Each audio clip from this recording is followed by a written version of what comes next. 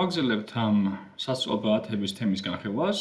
წინა ვიდეოში ვისაუბრეთ სხეულის ნაწილებზე და გაჩვენეთ აპლიკაციით ტელეფონით როგორ გამოიყენოთ ეს პლატფორმა RemNote. დღეს მინდა გაჩვენოთ ბრაუზერში როგორ გამოიყენოთ და ასევე ახალი სია, ეს არის აწესიერი ზმნები. ამ სიაში არის პირველი 20 აწესიერი ზმნა. პირველში აქ გულისხმობ ეს რიგითობა არის იმის მიხედვით, თუ რამდენად ხშირად გამოიყენება ესა თუ ის აწესიერი ზმნა ინგლისურ ენაში და მაგის მიხედვით არის შედგენილი ეს სია, ხო წყაროამისი თუ გინდათ შეიძლება ნახოთ არის ეს საიტი, იქნება ქვემოთ ვიდეოს აღწერაში. აქაც როგორც აპლიკაციაში ხედავთ, ანუ გვაქვს ეს სია, ხო ტექსტის სახით. ესე პირველი ნაბიჯი იქნება, რომ გაეცნოთ ამ წინადადებებს, ასე ვთქვათ, ისწავლოთ, გაარკვეთ მათ შინაარსში. და ამის მერე უკვე ეს მეორე ეტაპი არანაკლებ მნიშვნელოვანი, შეიძლება ითქვას უფრო მნიშვნელოვანი, რომ რაც ისწავლეთ, იმის დამახსოვრებაზე ივარჯიშოთ. ამისთვის გადავალთ აქ. და აქაც როგორც ხედავთ, გვიჩვენებს ამ სასწავლო ბალათის ერთ ნაწილს, ამ შემთხვევაში ინგლისურად რაც წერია და უნდა გავახსენოთ, როგორ იქნება ეს ქართულად. გავახსენებთ, მე უკვე დავაჭერთ show answer და იმის მიხედვით თუ გავახსენეთ, ხო, ეს გააჩნია ნამდვილად მარტივი ოთრთული, ამ სამი ვარიანტიდან ერთ-ერთს დავაჭერთ, ან თუ ვერ გავახსენეთ, დავაჭერთ forgot, ხო?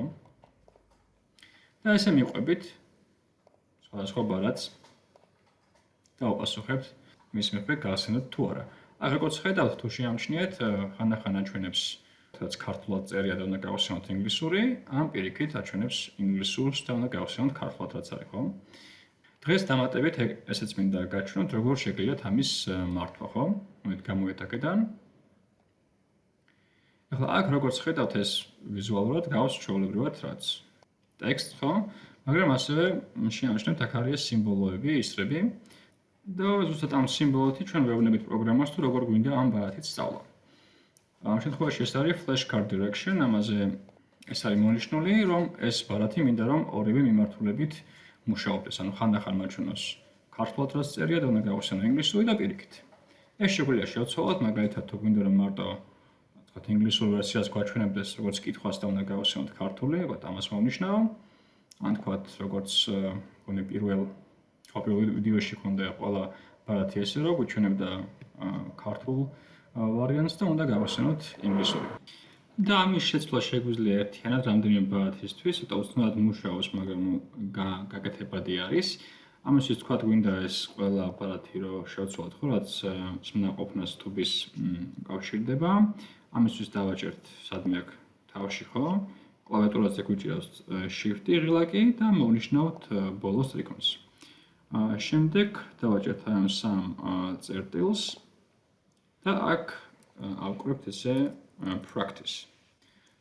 და აქ გვიჩვენებს სამ ვარიანტს, რაც იქაც ქონდა, ხო, ან ორი მიმართულებით. გვიჩვენოს ასე ვთქვათ, კითხვის სახით იყოს, რაც მარცხნივარი და პირიქით, ხო?